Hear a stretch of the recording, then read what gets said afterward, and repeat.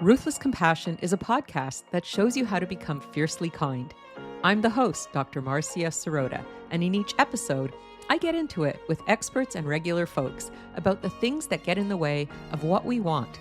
Things like addiction and mental health, isolation and loneliness, difficult family and work relationships, and the importance of self-care. I want to help you overcome the obstacles to living your best life, and I want to inspire you to become a powerful kindness warrior. Sam Morris is the founder of Zen Warrior Training, a transformational coaching program for high performers, entrepreneurs, and creative professionals. With over 20 years of experience studying and teaching the ancient wisdom of Zen and Taoist philosophy, meditation and breathwork practices, Sam coaches his clients in developing mastery of the inner workings of the mind, body, and spirit to live from a place of presence, purpose, and resolve in both their businesses and in their personal lives. Sam's passion for his work is partly born out of his own transformational process after a car accident caused by a drunk driver in 1999 left him paraplegic. Sam lives in Portland, Oregon, and works with clients around the world. Welcome, Sam Morris, to the Ruthless Compassion podcast. Well, thank you, Marcia. It's great to be here.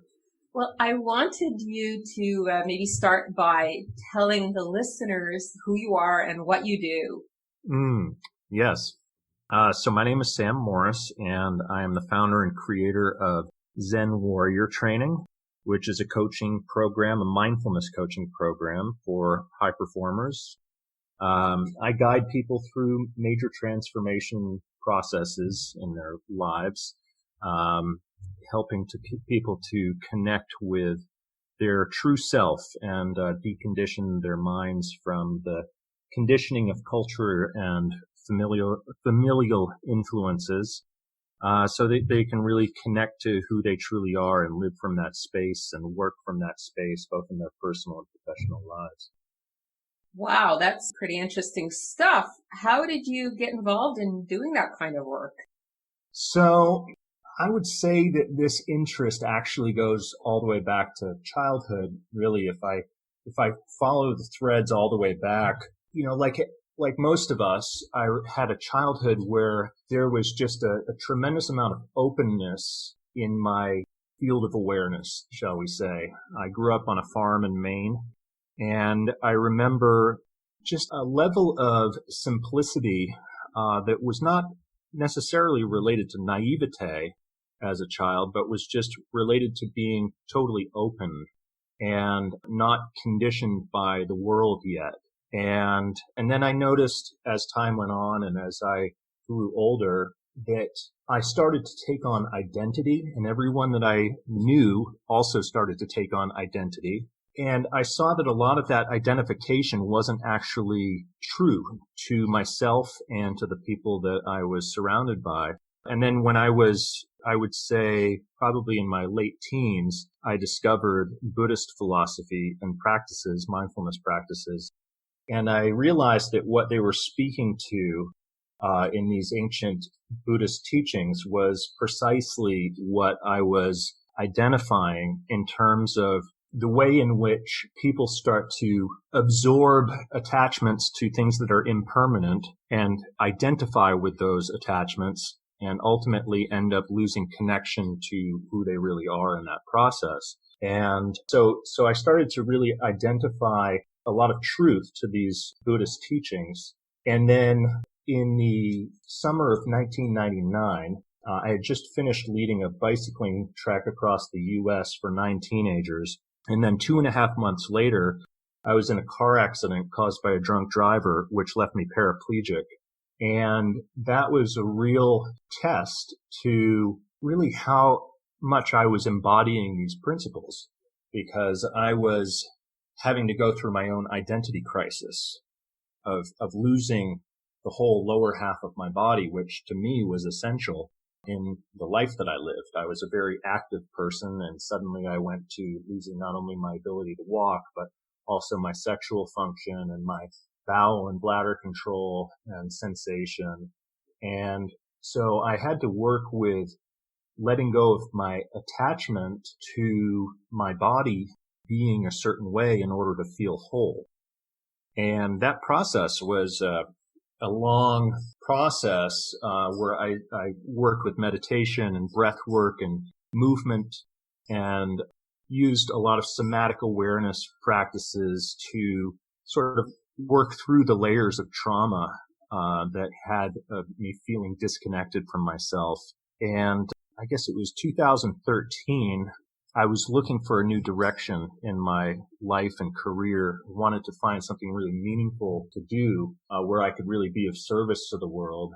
And I had heard over the years so many times people say to me, boy, with everything that you've been through, I don't know how you come out on the other end, happy and fulfilled and laughing and treating your situation with such a sort of a lightness of heart.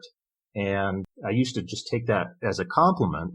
And then I realized at a certain point that I was actually doing something that that was sort of native to me, or that I had somehow learned, whether in this lifetime or another, that people could benefit from. So essentially what I did was I sort of learned how to, in essence, sort of reverse engineer my own attitude and thinking to be able to apply it to any person going through whatever set of physical or psychological challenges that they were dealing with so that they could live a more fulfilled life. Yeah, and I guess nobody could accuse you of not having street cred. Yeah, that's true. Wow, when you tell your story, it's really heartbreaking, but it's also very inspiring. It's this kind of weird mixed emotion that I get when you tell the story. It's a lot of like, oh my gosh, and oh my gosh, just the way that you've been able to transform this horrible adversity into like something very inspirational for yourself and for others.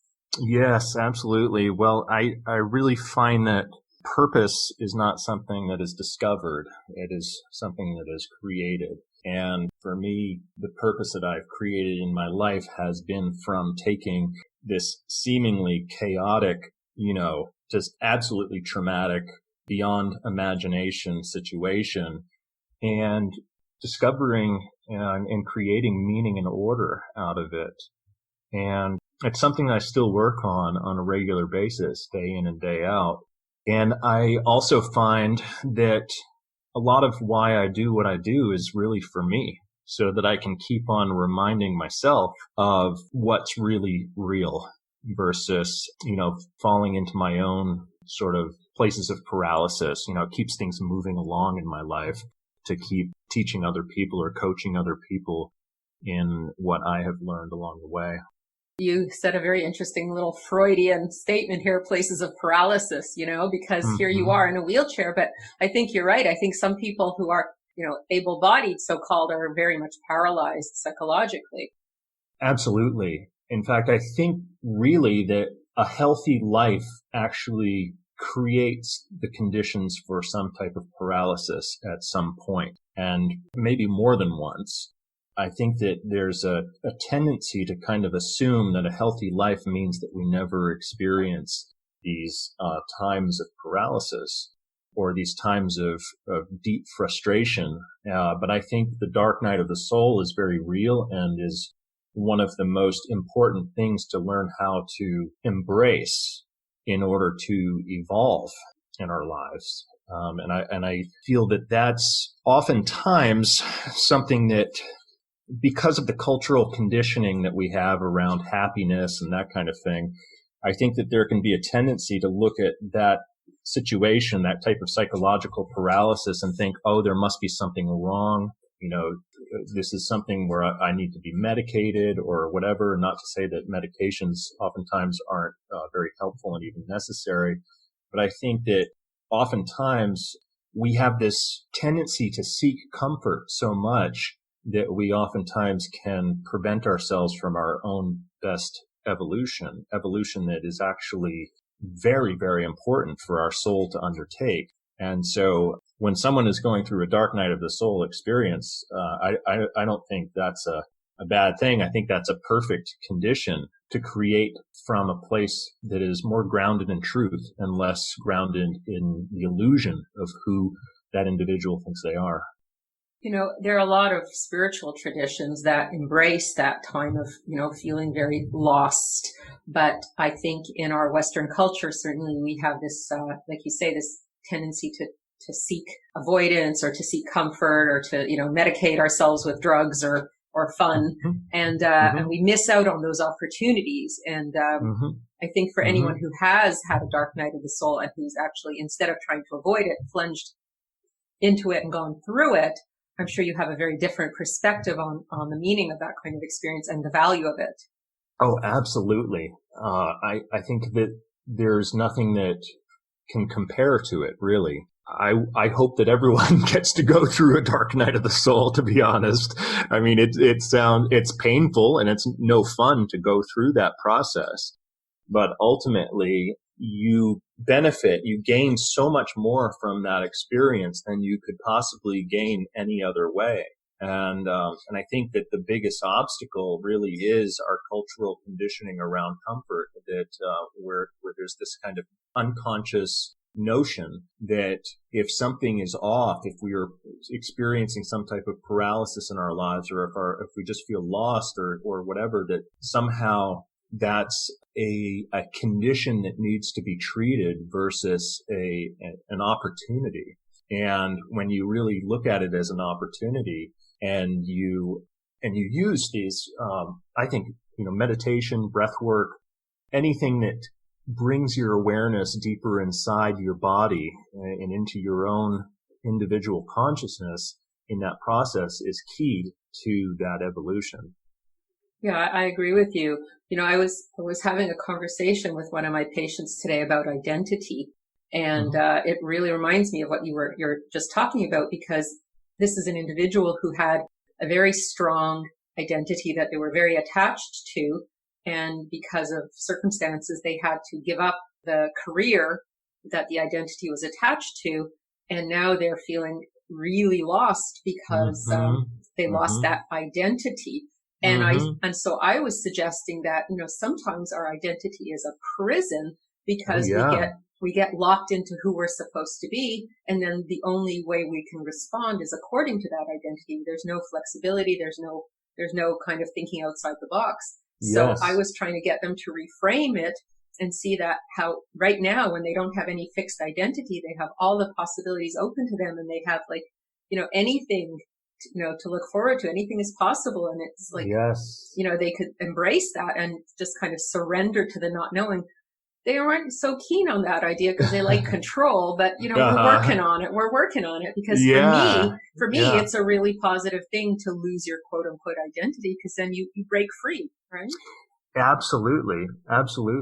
This is, and it's something that, I didn't mention this before, but there is a component to this that is, at the time I was going through it, I couldn't really discuss it with people so much except for my close inner circle. But back when I was in my late teens, I started to experiment with psychedelics and realized I had some really, really expansive experiences where I could see the nature of how all of this stuff happens and the way in which identity is our biggest prison, and how so much of how we identify is born out of survival versus something that can actually help us to thrive in the world. And now that psychedelics are sort of more of part of the mainstream conversation, I feel comfortable in having that conversation, which I find very encouraging. But yes, absolutely. I think that how we identify it can be our greatest prison, and there's really no need for it. I mean, to me, the most important thing is not identity, it's presence. If I have set up a lot of conditions in my mind and body of how I identify and say, well, this is how I identify and this is how I don't identify, well, I'm limiting my awareness. I'm limiting my sense of self by doing so. And I think that there's some kind of a unconscious mechanism that it attaches itself to identity out of a feeling of safety and security. And as long as I can identify with my tribe, essentially, then I'll feel okay in the world. Well, that's actually, if you think about the inverse of that, it would be, I don't feel okay in the world if I'm not identifying with a tribe or a philosophy or whatever. And so to me, I want to feel okay in the world no matter what. And a good example is, when I went through my loss of sexual function related to my paralysis, it was really, really hard for me to fully feel in a sense of wholeness as a man, because our cultural conditioning creates this notion that sexual function and manhood are the same thing, and they aren't.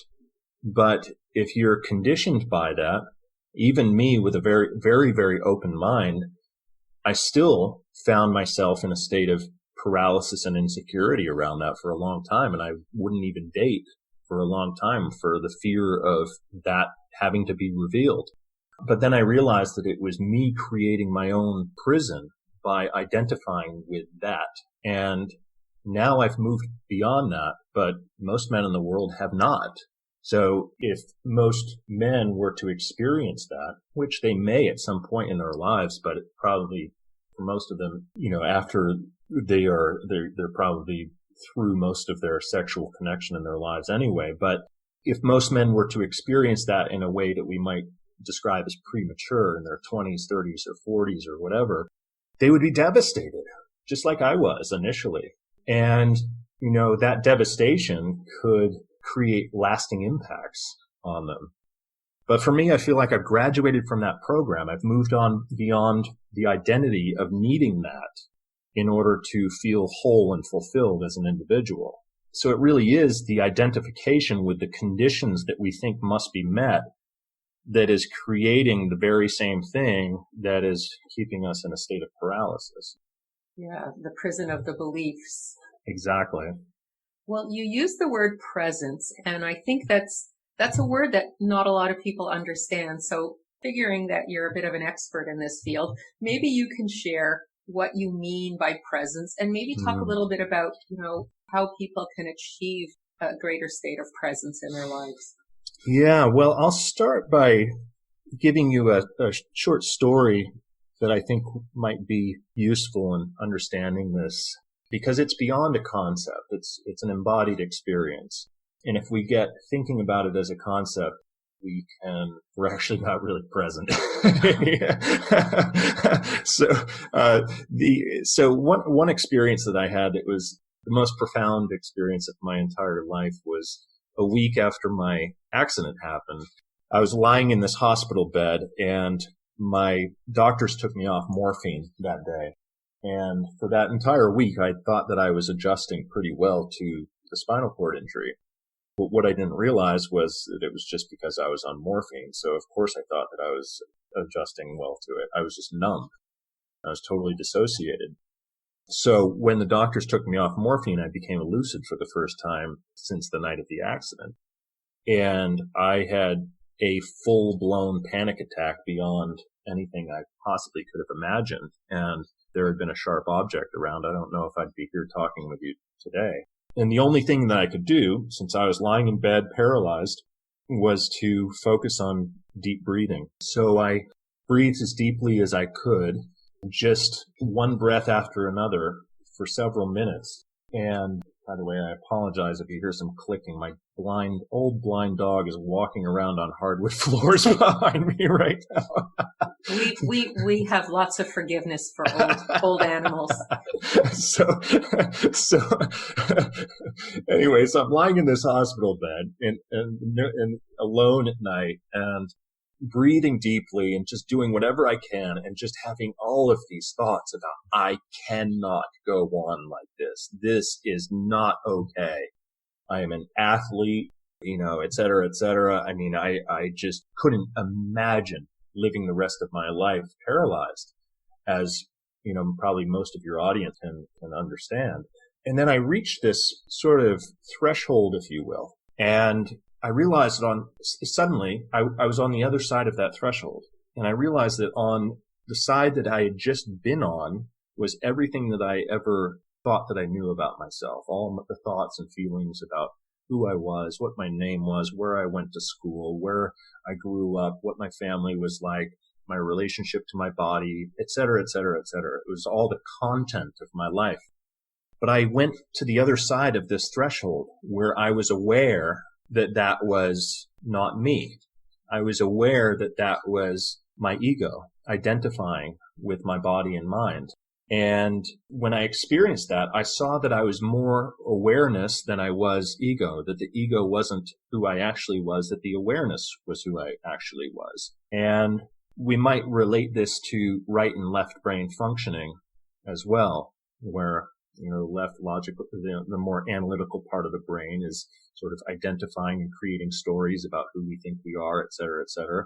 And the right brain is more aware of the whole picture. But I realized this was exactly what has been taught and handed down in traditions of mysticism, especially Buddhism, where the Buddha described the awareness as being what is real versus the illusion of the self, which is the ego consciousness. And I was the awareness. And so much so that I almost couldn't even feel my body anymore. I became more breath than body, and I could no longer even feel my inhale or my exhale. It just felt like I was nothing but breath. And so just moments before, I was in the deepest state of anxiety that I'd ever experienced before.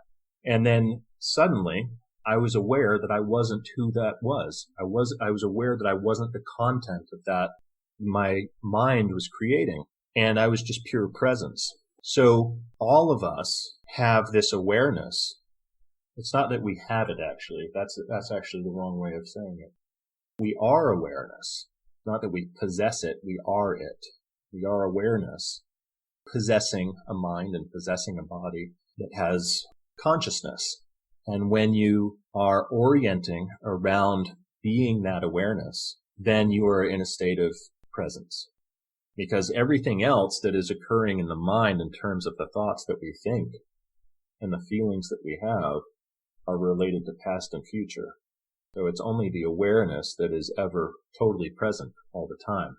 It's like watching the director behind the scenes who is watching as the actor acts out the drama of life.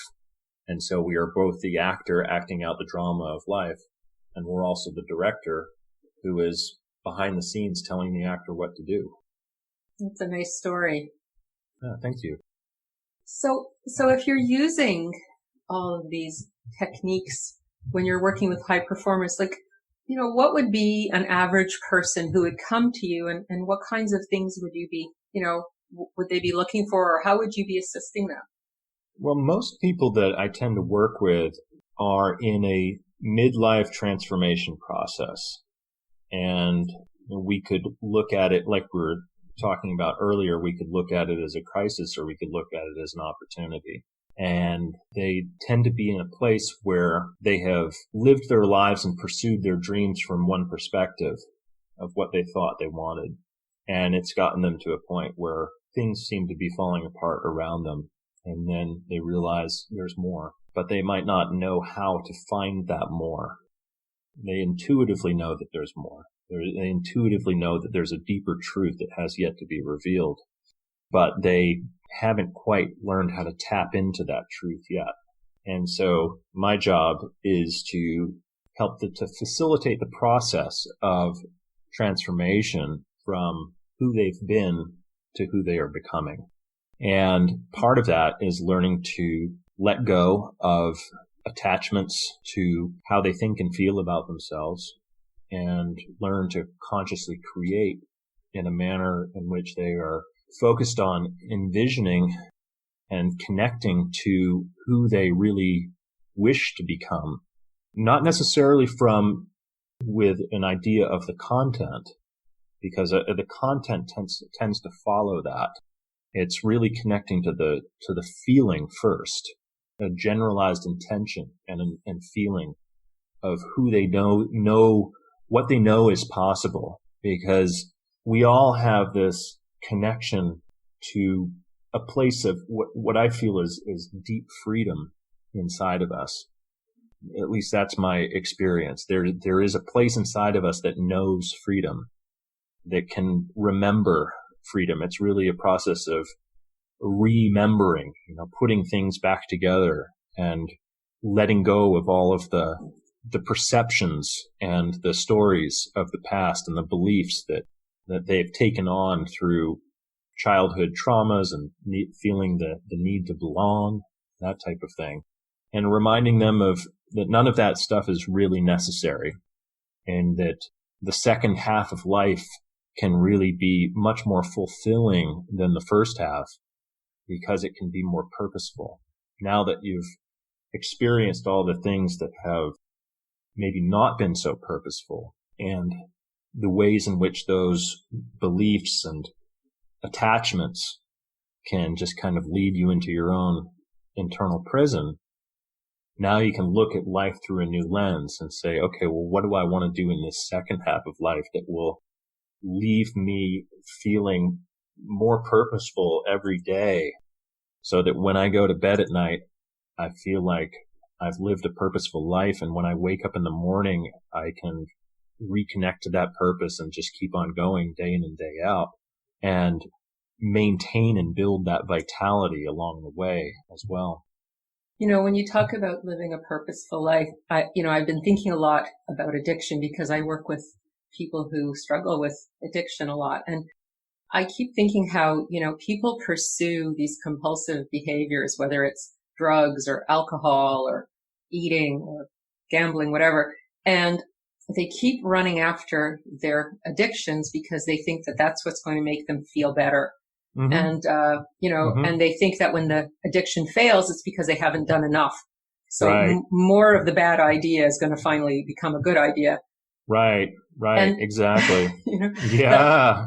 But when people are pursuing purpose, a little bit goes a long way, right? Absolutely. And I think that you mentioned the word addiction, which I think is a very important one, because we can all identify the quote unquote bad addictions, the drug addictions or the gambling addictions or the sex addictions or whatever, the very obvious ones. What we don't tend to identify is the more subtle addictions that are socially acceptable. And what I mean by that is we can become addicted to our own negative beliefs. We can become addicted to our own stress. We can use stress as a motivator, because if you wake up in the morning and you're not motivated, you're sort of opening your eyes and you're coming into the world and you're starting a new day, and you need to orient, you need to identify, you need to, remember who you are.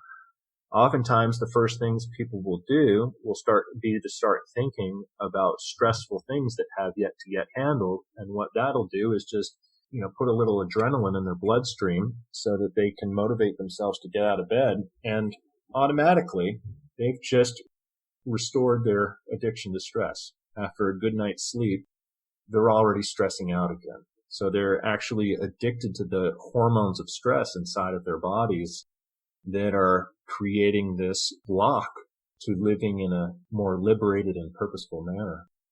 That's a scary thought. I think there's also other socially acceptable addictions, like being a workaholic or a people pleaser. Right? Sure. And we think, well, if I work hard, that's a good thing, or if I'm nice all the time, that's a good thing. So it's not a problem. But again, they're not coming from a place of presence.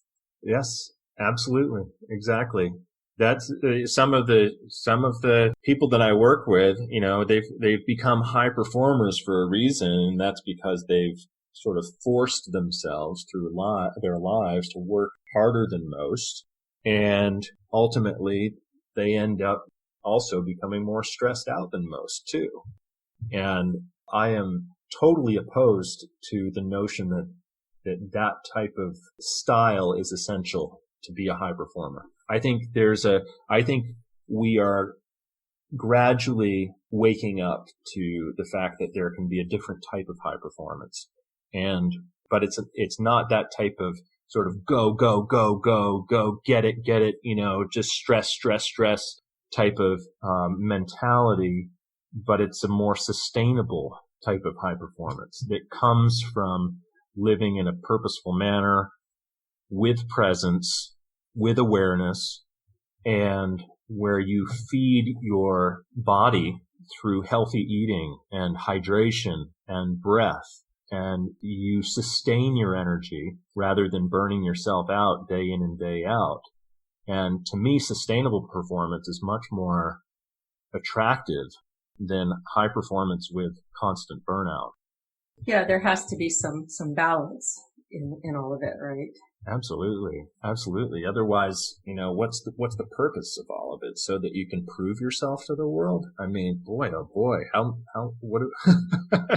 it starts out being prove yourself to the world, and then it ends up being after a while, okay, now I have to sustain this, giant mortgage and this, all of these things that I thought that I needed when I thought that I needed to prove myself to the world, versus orienting in a much more organic manner where you can be both relaxed and powerful at the same time. And that's why it's very intentional that I call my work Zen warrior training, because it's really about being relaxed and powerful at the same time. Peaceful, powerful, and purposeful. So tell me a little bit more about relaxed and powerful. That's very intriguing. So my experience is that when we are calm and centered, we're actually able to connect with our true power. And the conditioning that I see in our culture, again, so much of this is just around conditioning versus, something that is real, because most of what we experience culturally is conditioning, and it's not even real. So the conditioning points to that relaxation is something that you do for yourself as a nice thing when you are done working your ass off, basically.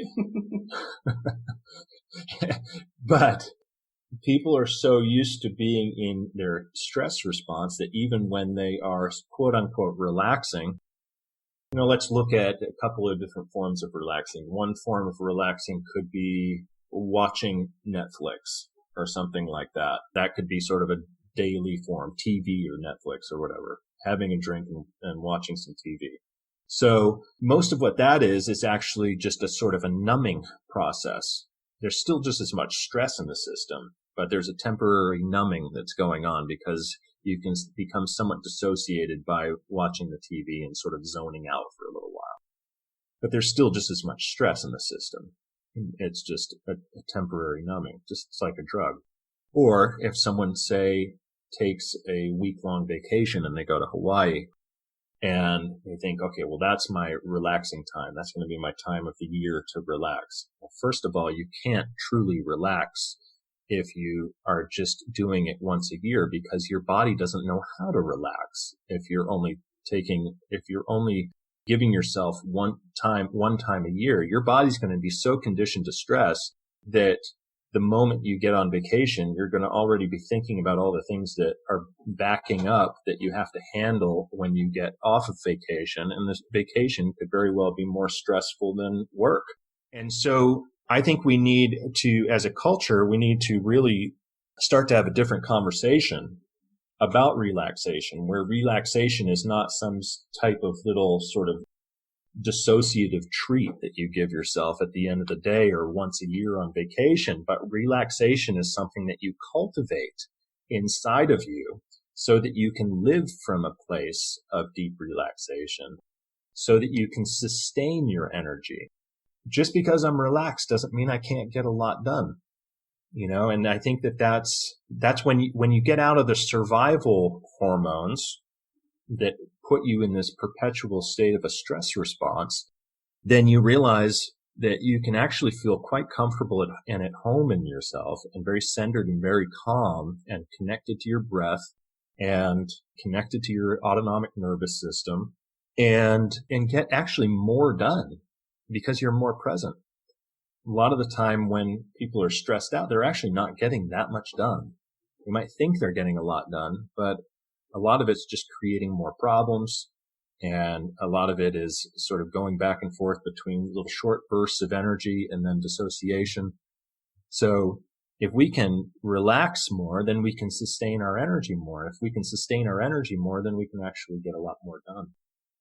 That sounds very nice. I'm very glad we're having this conversation. I think it's really helpful for a lot of people to put things into a different perspective and see that it's not about being driven. It's not about whipping yourself. It's really about, being more present, and then you can accomplish so much more and do it in a way that's very congruent with who you are as opposed to with the story.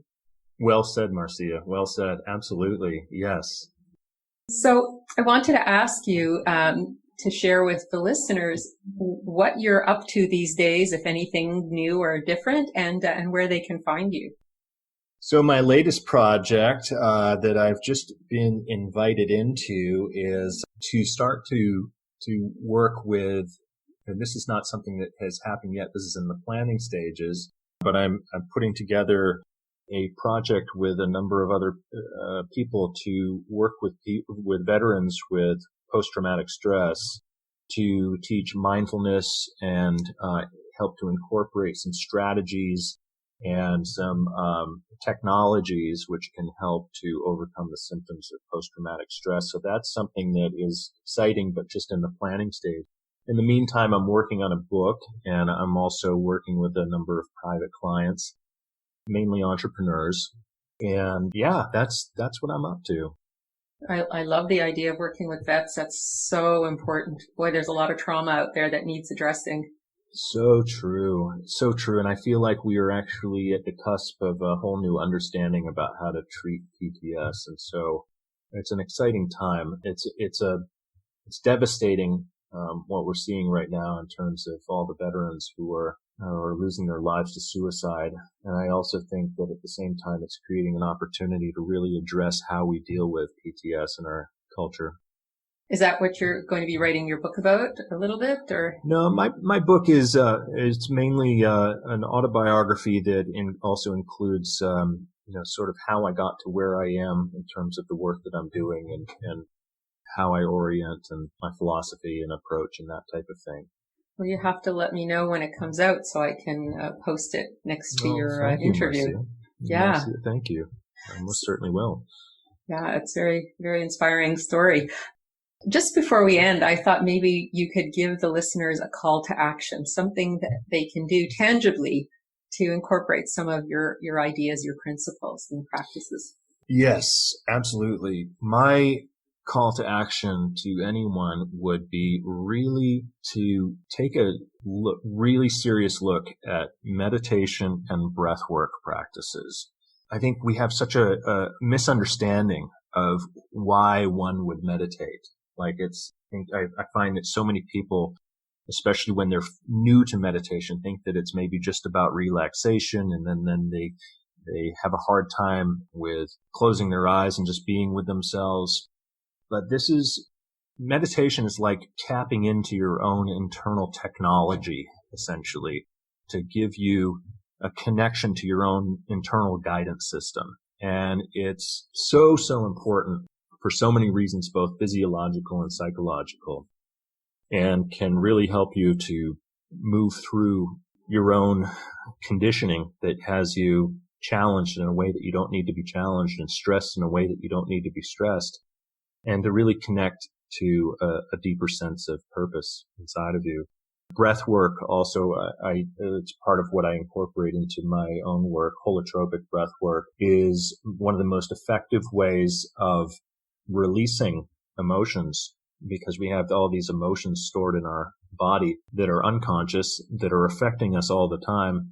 But most of them just we're so used to them being there. We're so used to these feelings being lodged in our unconscious, in our body, that we're not even aware that they're there, and yet they're affecting every moment of our lives. And so when you start to do an intentional breathwork practice, some of this stuff finally has a chance to release. So I really encourage your audience to check out meditation and breathwork practices, because a little bit goes a long way. Well, thank you. That's a very important call to action for sure. And I just want to thank you for coming on the podcast today. It's been really very inspiring and great reminders of things that I knew, but it's always good to, hear them again. And these are important messages, especially in these very interesting times. Well, thank you, Marcia. I really appreciate you inviting me on. All right. Well, all the best. Thank you. You too. That was the phenomenal Sam Morris, and I'm Dr. Marcia Sirota. If you like this podcast, please review it on iTunes, and you can sign up for my free monthly wellness newsletter at marciasirotamd.com, where you'll also learn about my new online course about dealing with difficult people.